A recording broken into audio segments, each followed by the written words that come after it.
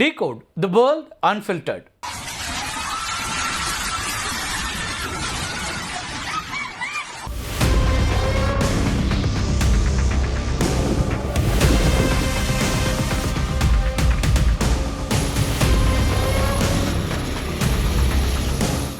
ஆப்கானிஸ்தானில் ஏற்பட்டிருக்கக்கூடிய சக்தி வாய்ந்த நிலநடுக்கம் 800க்கும் மேற்பட்டோருடைய உயிரை பறித்திருக்கிறது. ஆப்கானிஸ்தானில் பாகிஸ்தான் எல்லையை ஒட்டி அமைந்திருக்கக்கூடிய ஜலாலாபாத் நகரை மையமாக கொண்டு நள்ளிரவில் திடீர்னு நிலநடுக்கம் ஏற்பட்டுச்சு.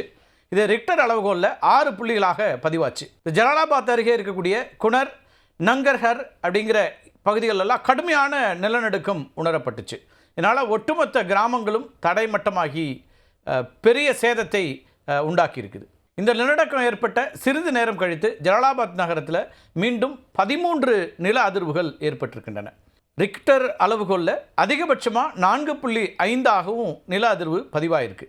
இந்த நில அதிர்வுகளும் சேர்ந்து கடுமையான நிலச்சரிவுகளை அங்கே ஏற்படுத்தியிருக்கு. அடுத்தடுத்து ஏற்பட்ட நில அதிர்வுகளால் ஆயிரக்கணக்கான வீடுகள் தரைமட்டமாயிருக்கு. அதில் இடிபாடுகளில் சிக்கி ஏராளமானோர் உயிரிழந்திருக்கிறாங்க. 1500க்கும் மேற்பட்டோர் படுகாயம் அடைந்திருக்கிறாங்க. அதனால் இந்த உயிரிழப்பு அப்படிங்கிறது இந்த எண்ணிக்கை இன்னும் கூடும் அப்படிங்கிற அச்சம் இருக்கிறது. நிலநடுக்கம் தாக்கிய பகுதிகள் பெரும்பாலும் மலைகள் நிறைந்தவை. குறிப்பாக இந்துகுஷ் மலைத்தொடருடைய ஒரு பகுதி. இதனால் மீட்பு பணிகளில் கடுமையான சவால் ஏற்பட்டிருக்கு. பாதிக்கப்பட்டவர்கள் ஹெலிகாப்டர் மூலமாக மீட்கப்பட்டு மருத்துவமனைகளுக்கு அனுப்பி வைக்கப்பட்டுருக்காங்க. ஆப்கானிஸ்தான் பூமியினுடைய 2 மிகப்பெரிய டெக்டோனிக் தகடுகளான இந்திய தகடு, அதாவது இந்தியன் பிளேட் அப்படின்னு சொல்லுவாங்க, அதே போல் யுரேஷியன் பிளேட், இந்த 2க்கும் இடையில் அமைந்திருக்கக்கூடிய ஒரு நாடு. இந்த இந்திய தகடு ஒவ்வொரு ஆண்டும் சில சென்டிமீட்டர்கள் வடக்கு நோக்கி நகர்ந்து யுரேஷிய தகடினுடைய அடியில் சென்று மோதுது. இந்த மோதல் சில மில்லியன் ஆண்டுகளாகவே நடந்து வருது அப்படிங்கிறது தான் அறிவியலாளர்கள் சொல்கிறது. இந்த மோதலால் தான் 2 தகடுகளுக்கு இடையில் மிகப்பெரிய புவி அழுத்தம் உருவாகுது. இந்த அழுத்தம் தாங்க முடியாத அளவுக்கு வரும்போது சேமித்து வைத்த ஆற்றலை வெளிப்படுத்துது. இதனுடைய தாக்கம் தான் நிலநடுக்கம். ஆப்கானிஸ்தானில் இருக்கக்கூடிய இந்துகுஷ் மலைத்தொடர் இந்த புவி தகடுகளின் மோதல் நடைபெறக்கூடிய முக்கிய இடங்களில் ஒன்றாக இருக்குது. பொதுவாக ரிக்டர் அளவுகளில் 6 புள்ளி நிலநடுக்கம் அப்படிங்கிறது மிதமான, அதாவது மாடரேட் அப்படிங்கிற அளவில் இருக்கும். அது மட்டும் இல்லாமல் சக்தி வாய்ந்த நிலநடுக்கங்களுக்கு இடைப்பட்ட ஒரு வகை. இதனுடைய தாக்கம்ங்கிறது நிலநடுக்கத்தின் மையம் மற்றும் அதனுடைய ஆழம், அதோட நிலத்தின் தரம், அது மட்டும் இல்லாமல் கட்டடங்களோட உறுதி, இதையெல்லாம் பொறுத்து பாதிப்புகளை உண்டாக்கக்கூடியதாக இருக்கும். இப்போ வழக்கமாக நம்ம பார்த்துருப்போம், இப்போ ரிக்டர் அளவுகோலில் 8 புள்ளிகள் 7க்கு மேலே அப்படிலாம் வரும்போது பெரிய ஆபத்துகளை உண்டாக்கியிருக்குது, பெரிய இழப்புகளை உண்டாக்கியிருக்குன்னு பார்ப்போம். ஆனால் ஆப்கானிஸ்தான் மாதிரி ஒரு இடத்துல மிதமான ஒரு நிலநடுக்கம் தான் அப்படின்னாலும் அது வெறும் 8 கிலோமீட்டர் ஆழத்தில் ஏற்பட்டதுனால பெரும் சேதங்கள் ஏற்பட்டிருக்கு. அதுக்கு பிறகு உணரப்பட்ட 4.5 அளவிலான நில அதிர்வுங்கிறது 10 கிலோமீட்டர் ஆழத்தில் ஏற்பட்டுச்சு. ஆப்கானிஸ்தானுடைய தற்போதைய தாலிபான் அரசாங்கம் சர்வதேச அளவில் முழுமையாக அங்கீகரிக்கப்படாததுனால மீட்பு பணிகளுக்கு தேவையான நிதி உதவி மற்றும் உபகரணங்கள் கிடைப்பதிலையும் பெரிய சிரமங்கள் ஏற்பட்டிருக்குது. சர்வதேச நாடுகள் தங்களுடைய உதவிகளை நேரடியாக தாலிபான் அரசுக்கு வழங்குவதை தவிர்த்துட்டு ஐக்கிய நாடுகள் சபை, அதேபோல் பிற மனிதாபிமான அமைப்புகள் மூலமாக உதவிகளை அனுப்புறதுக்கு முயற்சி மேற்கொண்டிருக்காங்க. இது மீட்பு பணிகளை மேலும் தாமதப்படுத்தக்கூடிய ஒன்றாக இருக்கிறது. இதுவும் உயிரிழப்புகள் அதிகரிக்கிறதுக்கு ஒரு காரணமாக அமையுது அப்படிங்கிற ஒரு கவலைக்குரிய செய்தி இருக்குது. ஆப்கானிஸ்தானில் இருக்கக்கூடிய பெரும்பாலான கட்டணங்களுடைய தன்மைங்கிறது குறிப்பாக கிராமப்புறங்களில் நிலநடுக்கங்களுக்கு மிகவும் எளிதில் பாதிக்கப்படக்கூடிய வகையில் தான் இருக்குது. இதனால் மிதமான ஒரு நிலநடுக்கம் உணரப்பட்டாலுமே கூட அதிக உயிர் சேதத்தையும் பொருள் சேதத்தையும் ஏற்படுத்தக்கூடியதாக இருக்குது.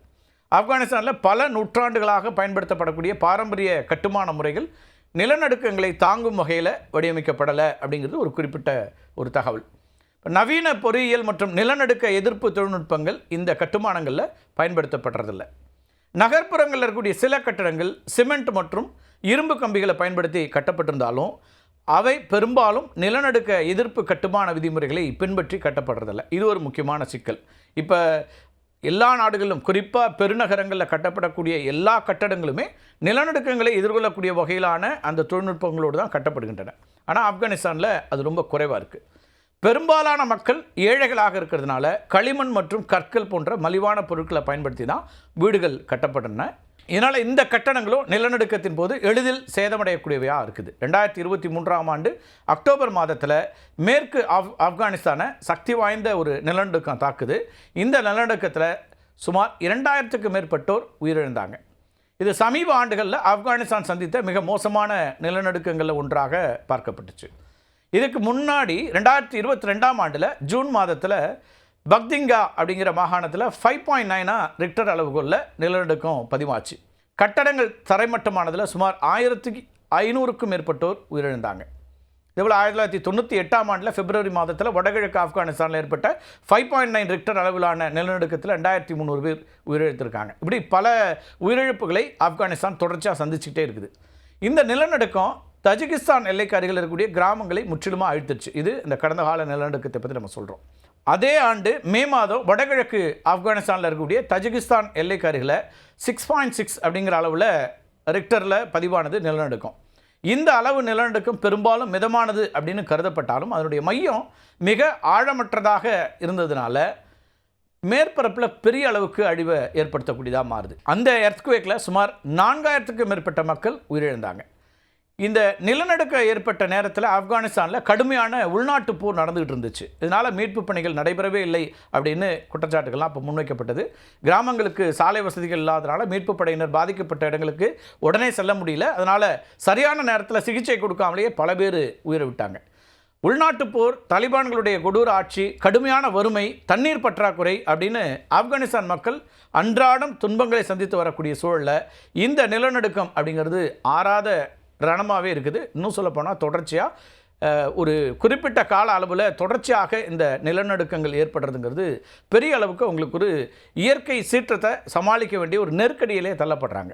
நிலநடுக்கத்தால் பாதிக்கப்பட்ட மக்களுக்கு பிரதமர் மோடி உள்ளிட்ட உலகத் தலைவர்கள் ஆறுதல் தெரிவிச்சிருக்கிறாங்க. மற்ற நாடுகள் அனுப்பக்கூடிய நிவாரணப் பொருட்கள் கூட பாதிக்கப்பட்ட மக்களுக்கு போய் சேருமா அப்படிங்கிறது ஒரு சந்தேகமாக இருக்குது.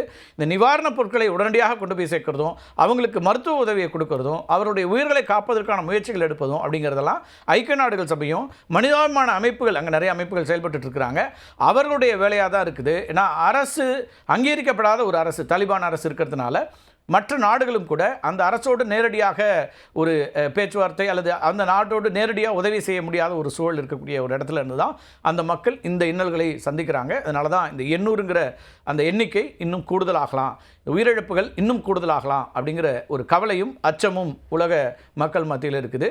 அங்கே இருக்கக்கூடிய இந்த நிலநடுக்கத்தால் பாதிக்கப்பட்ட நூற்றுக்கணக்கான மக்கள் உயிர் பிழைக்க வேண்டும் அப்படிங்கிறதும் அவங்க மீட்கப்பட வேண்டும் என்பதும் தான் பலருடைய விருப்பமாகவும் கோரிக்கையாகவும் இருக்கிறது. மீண்டும் ஒரு நிகழ்ச்சியில் சந்திக்கலாம் நண்பர்களே. நன்றி, வணக்கம்.